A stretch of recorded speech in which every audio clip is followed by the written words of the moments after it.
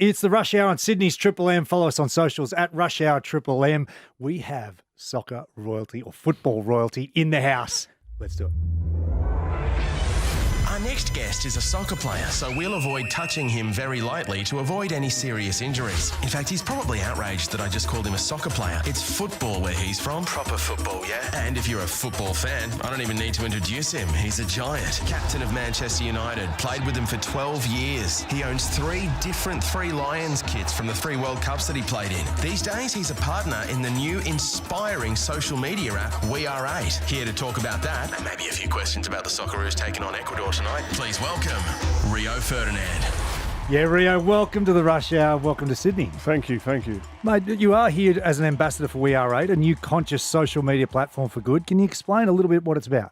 Yeah, it's a social media platform that doesn't tolerate hate or toxic behaviours. I think we are all well aware of the mental health issues with all the other platforms that are out there. This is like an alternative to that.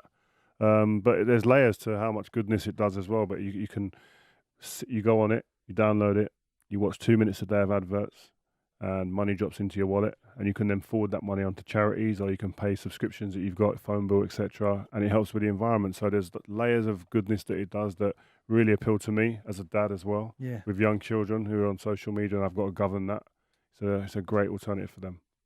How did this initiative sort of come to light? You've got your 4 kids, I've got 3, and it's scary to think, when they're on TikTok or Instagram, just the amount of crap they're watching. Yeah, that's a main kicker for me. Like 3 of my kids are 16, 14, and 11, and most of the conversations around the table in the house are about governing social media, and they're not allowed on Instagram and Twitter, Snapchat, etc.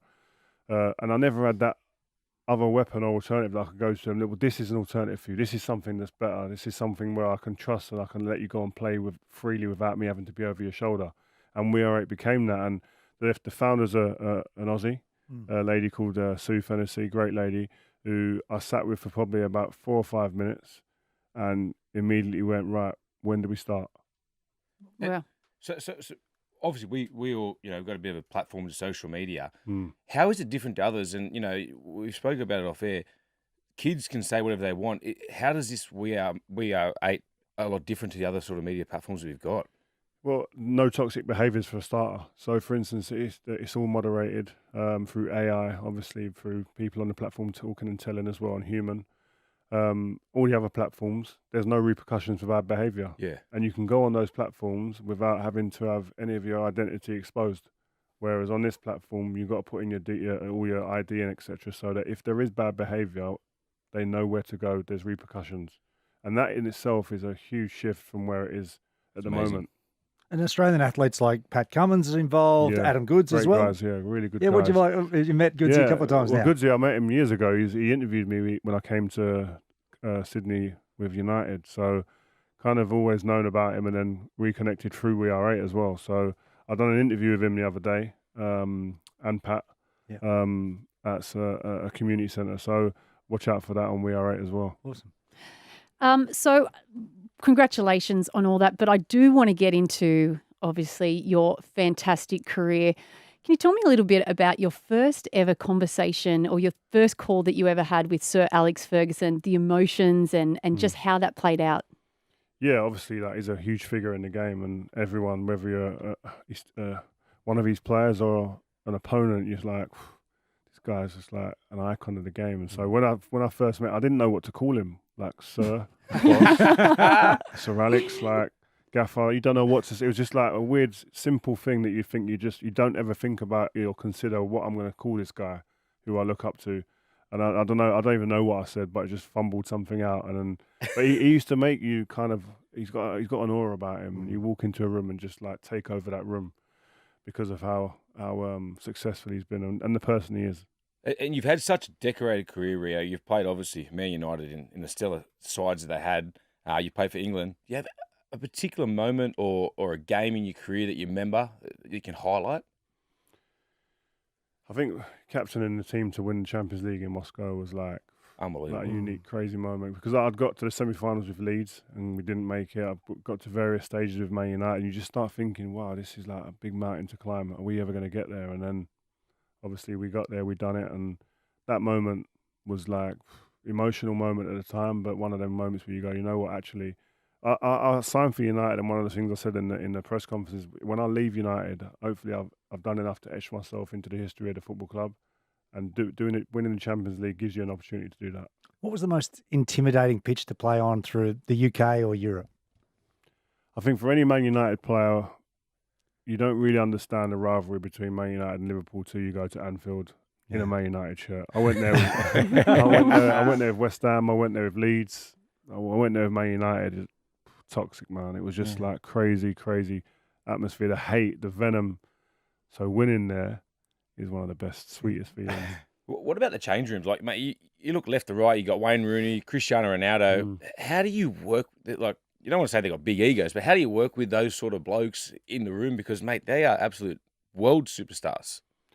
Yeah, but they're also humble guys as well when it comes in a change room, and it's a bit of a level playing field when you're in a change room with guys, and we're all of different abilities, but we've all got a common goal, which is to win. And if there's one of us in there that's going, listen, I wore the armband, and other players would wear the armband, but really, there's probably 3 or 4 leaders in there as well. Wow. So when someone's being told, and if it's right, if it's about performance, it's not personal, then you have to accept that, or you're going to have a confrontation. You guys know it, playing your sport. 100%. You have big confrontations. There's awkward, hard conversations to have, but they have to be had if you're going to be a successful team. Take us back to the end of the 2013-2014 season.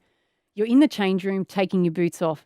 Ed Woodward came up to you and said you're, no longer required at Man U. How'd that make you feel? Yeah, it wasn't the best moment in my career, especially because I felt that I had more to offer. Not even just on the pitch, but in that window of the summer, like 4 big players, big like characters in that dressing room had to leave, like myself, Edwin, Patrice Evra, Ryan Giggs. So that's 4 like big personalities who part of the furniture. Then. Yeah, who can influence. And listen, I forget football. I think like if you take 2 of them out, I go, you know what, I understand that, but then there's 2 still in there to kind of help and guide the younger players through this next phase and this next period, given that the manager Ferguson wasn't there anymore. So I think it was probably in hindsight, I'd say that the club probably could have dealt with that better. And the way they told me, well documented that I weren't happy. Mm-hmm. Rio, you experienced racial vilification as a player. I mean, our major codes in Australia here have had battles with fans overstepping the mark at times. How would you deal with someone who does overstep the mark in terms of racial vilification? I think there needs to be repercussions, and there needs to be laws put in place where these people get treated in the right way. There needs to be really severe and strong kind of things put in place where it makes someone think and go, I don't want to be on the wrong side of that. Yeah. You know what I mean? But at the same time, I don't believe in cancel culture. I believe in re-educating people and making sure that they get educated and they can be brought back into the sport knowing that they've been educated and they're a better understanding of other people's cultures. Well said. And mate, on a lighter note, seen a few pictures going around down at Bondi Beach the other day. Shirt was off, mate. The surfing, did you enjoy it? And mate, how do you keep yourself in such good nick? No, I loved it on the beach. It was brilliant going on there. But I wasn't surfing. I keep saying it. I was probably surviving more than anything. I wasn't like no good surfer. But it was great going in there. And Dino, the guy who looked after me in there, I was thankful that he was about. But no, do you know what? I'm actually putting on weight now, bulking, like because my missus is pregnant. So I thought, you know what? I'm gonna just. I went to her. I'm just about 6 weeks ago. I went. I'm going to shred. I'm going to cut down now. I'm going to get my abs back and stuff like that. And she went, yeah, and I'm going to be putting on weight while you're doing that and looking worse, and you're going to be looking better. So I said, you know what? Actually, I'll go with it. Yeah. So I said, you know what? To keep peace in the house, I'm going to put weight on with you and see how far I can go, and then we can both get back down to our normal weight again together. So any regrets in your playing career? You never played overseas. There was offers after that Champions League semi-final. There was offers from Barcelona and then eventually Real Madrid, but you never took them up. I don't know if I regret it, but I do look back and think, what would it have been like? It probably would have been nice. But the problem was, is the times that I had opportunities to maybe go abroad, the teams I was going to be going to were in transition. I just got to Man United where I was winning consistently, and that's all I dreamed about doing was winning. So I found it difficult to leave, and I grew to love Man United as well. So I don't regret it, but yeah, I do sometimes think that experience that could have been nice. Yeah, one more. You know, when because you've got so many international players come to Man United, how'd you go with the language barriers, like trying to get some of the communication on the field? Because, you know, when things Set happen, pieces and things yeah, like you're just that. so Yeah. quick to hit it on the head. But how'd you go with all the language barriers over there? I think with football, I think with a lot of sports, sometimes it's like just having a voice. Yep. Like to move people. Do you know what I mean? And the tone of your voice can make people move in the right and at the right speed that you need them to move. Do you know what I mean? So, but then you also got Patrice Evra, he just spoke 5 languages. Like, Unbelievable. Pat, tell him move now. But like in the change room, you talk like that. But on the pitch, it's very much like just like tone and loudness and stuff like that, and aggressive sometimes. And so you guys, it's similar for you guys, I'm sure. But there's also players that speak the same language that don't get along. I mean, you probably played with Cole and Dwight York, and at stages they didn't even talk to each other. There was people in my dressing room I wouldn't go out for a drink with. Yeah. You know what I mean? But that's Same just as us, part, yeah. exactly. But that's the way it is, man. And then when you get on the pitch, again, you've got a common goal to win. So you put aside that kind of stuff. So that's not a problem. It's the Rush Hour on Sydney's Triple M. We are so blessed to have Rio Ferdinand in the studio at the moment. We are going to do a quick fire with you this now. So let's have a look. Early 2000 Arsene Wenger's Arsenal or mid 2000 Jose Mourinho's Chelsea? Ooh, both top teams. Probably in the top 3 hardest teams I played against. I'm going to go for the Chelsea team. Jose Mourinho. Yeah. Okay. Who's the better player, Harry Kewell or Mark Viduka? Ooh. Who's the better looking? Kewell. Different question. What about Bozza? We left Bozza out of there. I saw him yesterday, actually. I would say, just in my experience, when I got to Leeds, if I was judging, I would say Mark Viduka. But I think in defence of Harry Kewell, he had a bad Achilles injury at that time as well. So I didn't see the best of him when I went there. But Mark Viduka was a serious player. You loved your time at Leeds, didn't you? In terms of the spirit. Oh, the spirit was unbelievable. We partied crazy, but we played hard. We had a really young team, and it's a one-club city as well, which is a big difference. You go out, everyone looks after you, everyone's happy to see you. Rather than you go out in Manchester, you could bump into a City fan at times. Yeah. So, What was bigger, winning the EPL 3 times in a row or 2008 Champions League? oh, Champions League, I think. But that winning 3 on a row was crazy, man. Yeah, It was Just good. ask you, when Ronaldo missed that penalty, what were you thinking?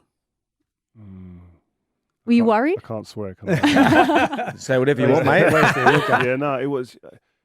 I don't know, man. It was just like you gutted, but there's so many more penalties left.